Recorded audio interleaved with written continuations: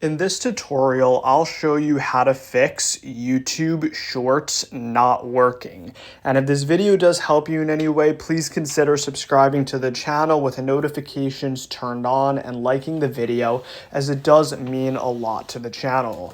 So right now, I know a lot of you are having issues with YouTube Shorts, and I'm going to show you how to go ahead and fix this. So as you can see, it says video unavailable, and like the Shorts feed just is not working for some reason.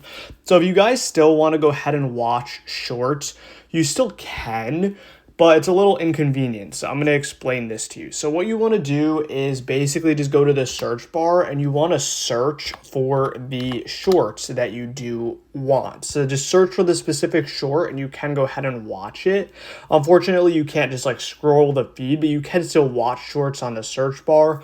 So I hope this video did help you. Hopefully they do fix this soon. And yeah, guys, that's about it. Peace out. Have a good day.